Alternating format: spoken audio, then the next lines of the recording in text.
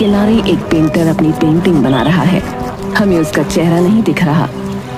थोड़ा सा दाएं, बस अब बिल्कुल सही बनेगी तुम्हारी पेंटिंग। देखो। तभी हम देखते हैं कि पेंटर की पेंटिंग पूरी हो गई है। उस पेंटिंग में एक लाश है जो नदी में पड़ी हुई है।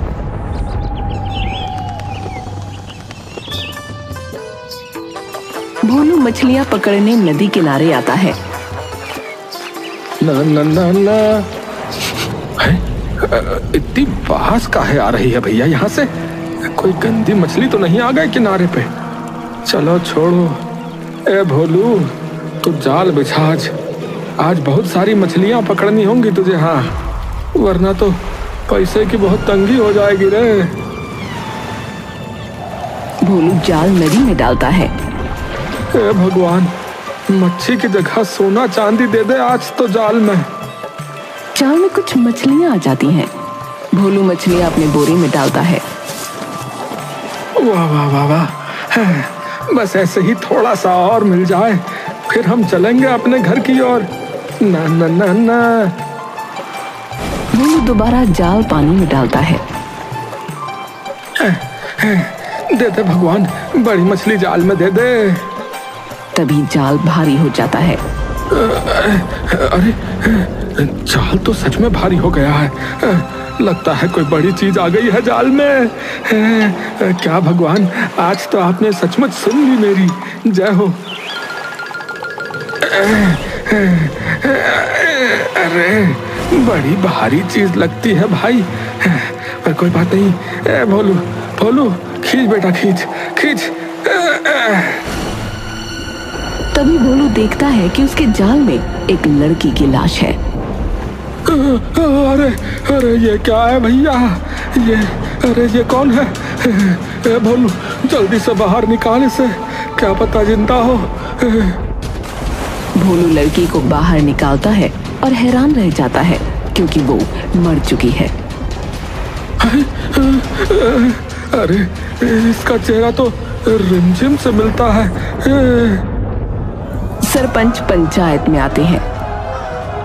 मैं यहाँ ज्यादा कुछ नहीं कहना चाहता, लेकिन जिसने भी हमारी बेटी रिमझिम का कत्ल किया है, वो जमीन में छुपे चाहे बादल में, उसकी मौत अब तय है। हाँ, अब पुलिस इस गांव में आएगी और तहकीकात शुरू करेगी, लेकिन हमें पुलिस पर पूरी तरह से भरोसा नहीं है, इसलिए हमने बुलाया है एक जासूस को, जिसका नाम है जोशी रावत। वो कल यहाँ पहुंच जाएगा। जोशी नदी के किनारे पहुंचकर तहकीकात करना शुरू कर देता है। खूनी ने नदी के अंदर ही मारा होगा इस लड़की को। नदी में लाश को लाके फेंकना इतना आसान नहीं है। तभी उसके पास सरपंच का नौकर किशोर आता है। अरे, आप जोशी साहब है क्या? हाँ, और मेरे हिसाब से तुम्हें सरपंच जी ने भेजा है। हाँ हाँ, आपको ले जाने के लिए। पर आप यहाँ सीधा क्यों आ गए?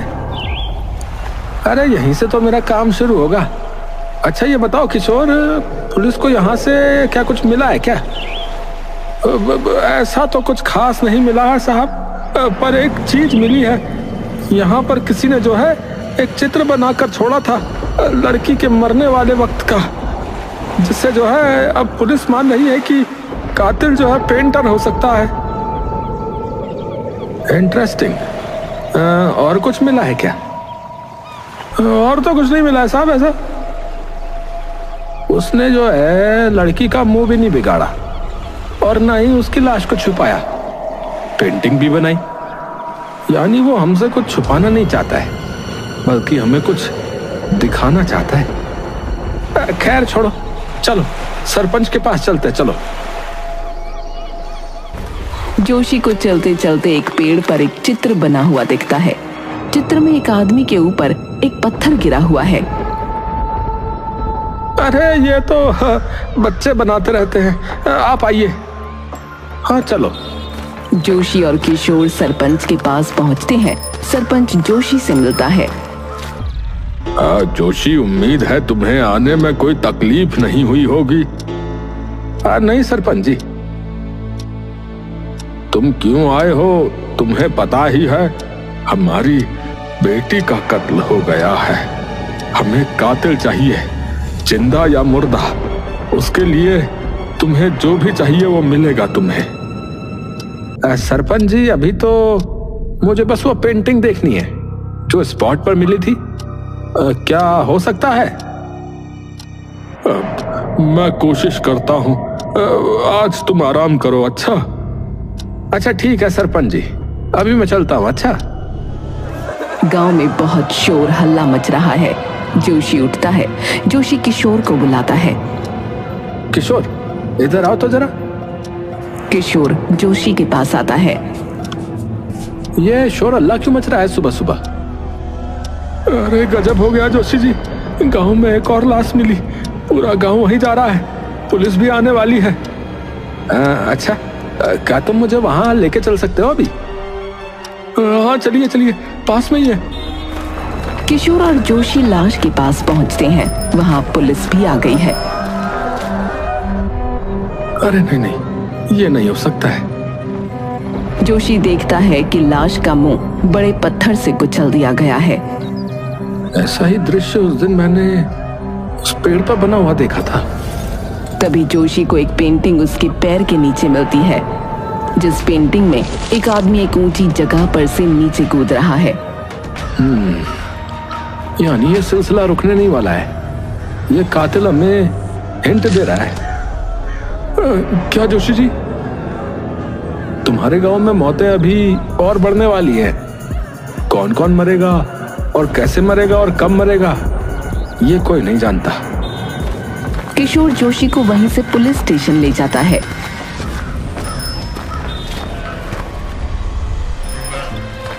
किशोर, कातिल तो एक ही है जिसने लड़की को मारा और उस आदमी को भी, और अब वो अपना तीसरा शिकार करने वाला है।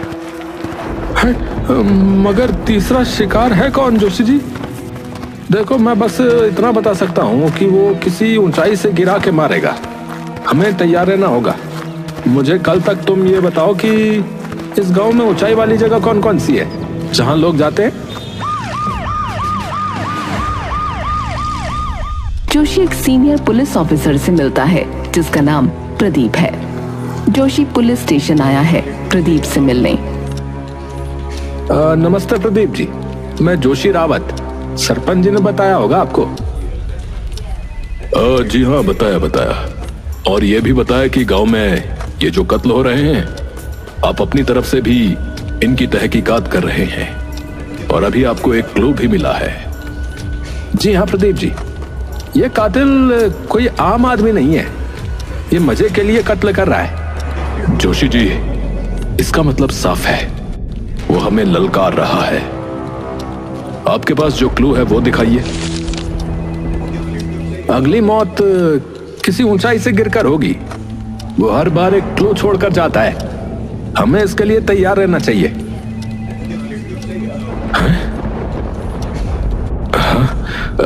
पर इस गांव में ऊंची जगह इतनी है ही नहीं। कुछ पहाड़ हैं, बिजली का घर जहां कोई जा नहीं सकता, और एक पानी की टंकी। पानी की टंकी, वहां वो आ सकता है। हम लोग वहीं रहेंगे। क्या पक्का वो वहां आएगा? अब आपके पास और कोई ऑप्शन है? ठीक है, मैं अपनी टीम का एक आदमी वहां तैनात करता हूं। प्रदीप जी, याद रहे, अगर उससे जीतना है तो हमें उसे जिंदा पकड़ना होगा।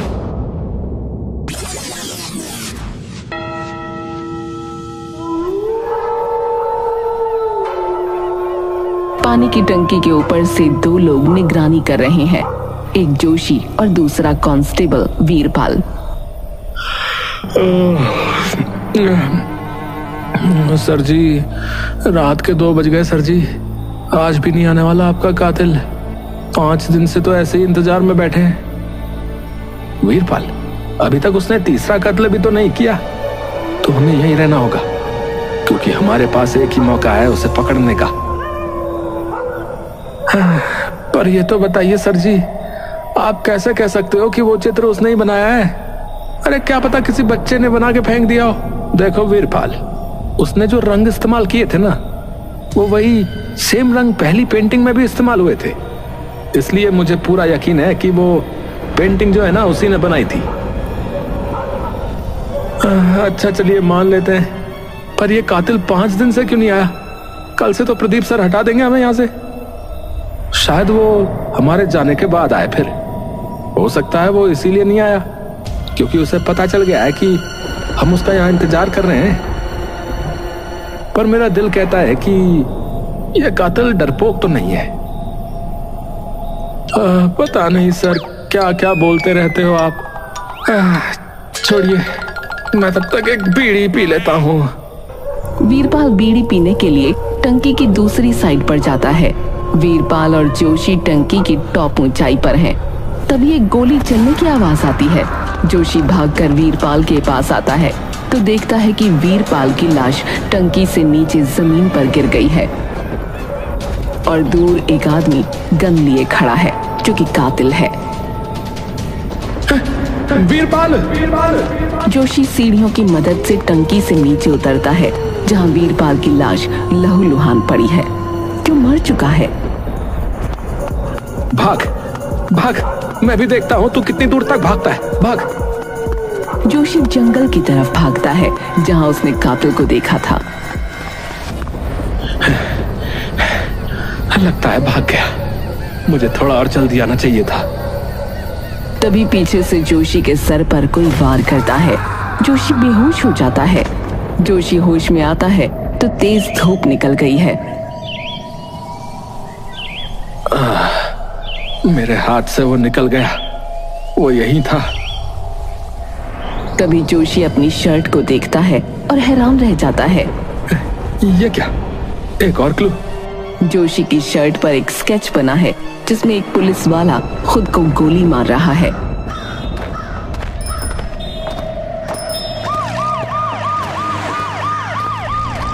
जोशी और प्रदीप बात कर रहे हैं। अब तो मैं इसको छोड़ने वाला नहीं हूं। मेरी टीम के आदमी को मारा। गुस्सा शांत रखिए प्रदीप जी, क्योंकि वो यही चाहता है आपको गुस्सा आए।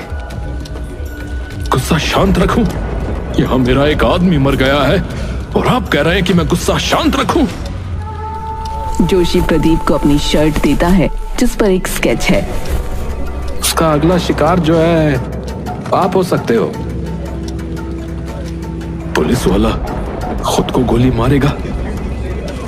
हाँ, वो यही क्लू छोड़ के गया है। सबको आगाह कर दीजिए, मैं चलता हूँ। जैसे ही जोशी पुलिस स्टेशन से निकलता है वैसे ही एक आदमी पुलिस स्टेशन के अंदर आता है।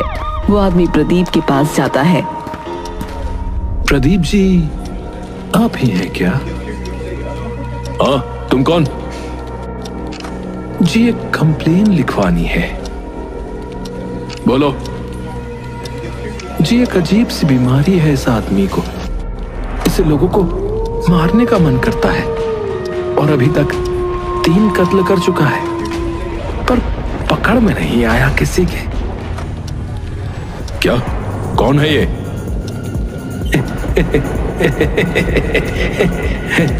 मैं ही तो हूँ, पेंटर।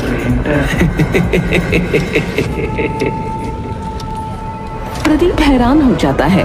थाने में खड़े लोग भी। जोशी पुलिस स्टेशन जाता है क्योंकि उसे खबर मिल जाती है कि पेंटर पकड़ा गया। जोशी प्रदीप से मिलता है। जोशी, उसको अंदर रखा गया है। वो खुद आया चलकर हमारे पास। पता नहीं क्या चाल चलने वाला है। मैं जानता हूं, लेकिन क्या इंटेरोगेशन में मैं आपके साथ बैठ सकता हूं? ठीक है, चलो। एक कमरे में प्रदीप, जोशी और पेंटर बैठे हैं। प्रदीप और जोशी पेंटर से पूछताछ शुरू करते हैं। नाम क्या है तुम्हारा? दीपक। अच्छा, तो दीपक, क्यों मारा इतने लोगों को तुमने? मजे के लिए, इज्जत के लिए। जोशी प्रदीप को रोकते हुए। इज्जत क्यों नहीं मिलती तुम्हें? क्या दबाए बैठे हो अपने अंदर?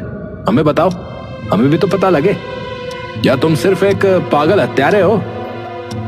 मैं पागल नहीं हूं, समझे? जो कुछ भी मैंने किया उसके पीछे एक वजह है। हाँ तो बताओ ना, हमें भी बताओ। मेरी मां के जाने के बाद मैं और मेरे पिता टूट गए थे। मेरी मम्मी की मौत बीमारी से हुई थी। मैं उस वक्त 5 साल का था, लेकिन मेरे चाचा चाची की नजर मेरे पिता की जायदाद पर थी। पिता के मरने के बाद सारी जायदाद चाचा की हो जाती। चाचा और चाची प्लान बनाते हैं। सावित्री, मैं ज्यादा रुक नहीं सकता। श्रवण को जायदाद नहीं मिलनी चाहिए, वरना हमारा क्या होगा? बुढ़े ने उसके नाम 60% जायदाद कर रखी है। अजी तुम्हारा तो कुछ है ही नहीं। वो काटे ऐशो आराम की जिंदगी और तुम काटना आम जिंदगी। अरे यही सोच के तो गुस्सा आता है मुझे। जिंदगी भर मेहनत मैंने करी क्योंकि वो बड़ा था, और लगान भी देना मेरे हिस्से में ही आया। जब तक वो जिंदा है मुझे कुछ नहीं मिलने वाला।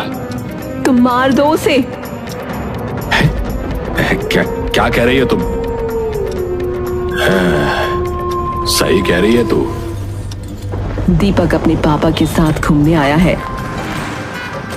तभी दीपक को एक आइसक्रीम वाला दिखता है। पापा, पापा आइसक्रीम दिलाओ ना। अच्छा रुक, दिलाता हूँ।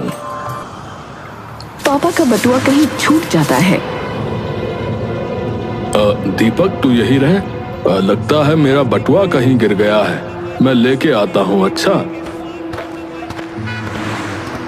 पापा को बटुआ सड़क पर गिरा मिलता है। तो ये रहा। तब ये गाड़ी आकर पापा को टक्कर मार कर निकल जाती है। दीपक पूरे हादसे को अपनी आंखों से देखता है। उसके बाद मेरे चाचा ने पुलिस को पैसे खिला दिए और वो केस बंद हो गया। मैंने अच्छी तरह देखा था, उस गाड़ी में चाचा ही बैठा था। मैंने कुछ पेंटिंग उस दृश्य की पुलिस ऑफिसर को दी, लेकिन उसने वो पेंटिंग कूड़े में फेंक दी। किसी ने मेरी बात नहीं सुनी, न अदालत ने न तुम्हारे कानून ने। मेरे चाचा ने मेरे हिस्से की जायदाद भी हथिया ली। फिर एक रात चाचा और चाची घर में सो रहे थे। चाचा और चाची घर में सो रही हैं। दीपक हाथ में छुरी उठाता है और चाचा चाची को जान से मार देता है।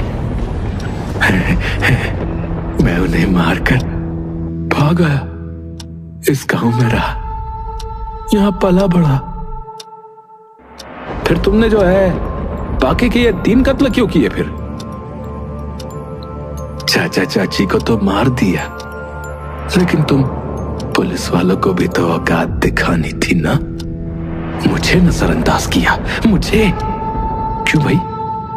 पैसे देके तो बिक जाते हो तुम। कैसे बैठे हो मेरे सामने? मारो ना गोली मुझे। तुम्हारी औकात नहीं है कुछ, समझे? इसीलिए सबसे पहले मैंने सरपंच की बेटी को मार दिया। दीपक नदी किनारे खड़ा पेंटिंग बना रहा है। तभी वहां सरपंच की बेटी आती है। तुम पेंटर हो?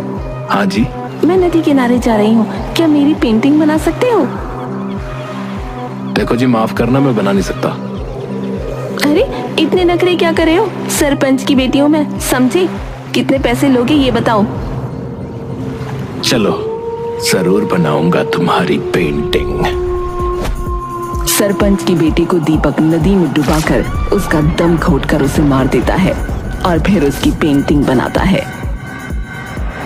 सरपंच की बेटी को पेंटिंग चाहिए थी, बना दी उसकी पेंटिंग।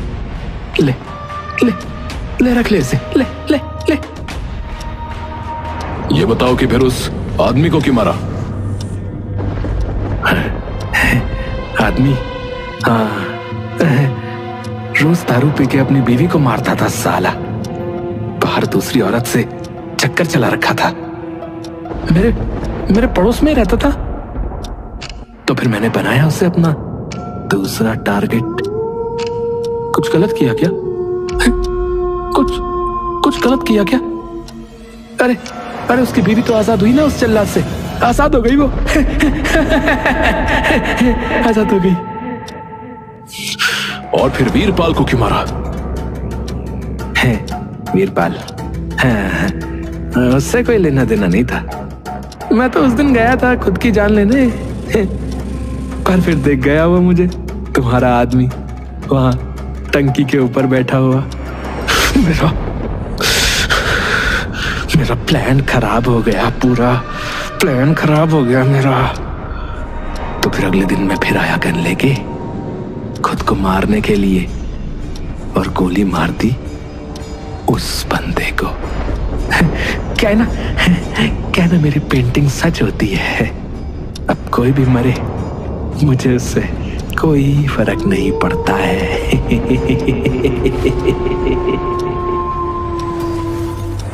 जोशी प्रदीप का गुस्सा देखते हुए उसे बाहर भेजता है कमरे से। प्रदीप बाहर जाता है। तुमने मुझ पर हमला किया और मुझे एक क्लू दिया। क्लू था एक पुलिस वाला खुद को गोली मारेगा, लेकिन तुम बैठे हो हमारे सामने निहत्थे, यानी कि तुम हार चुके हो।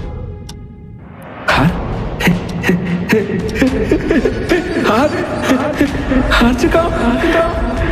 मेरी पेंटिंग सच होती है, समझे?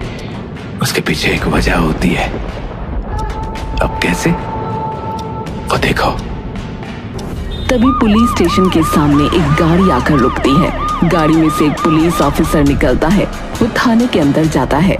सामने प्रदीप खड़ा है। पुलिस ऑफिसर खुद को गोली मार लेता है। जोशी और प्रदीप हैरान रह जाते हैं।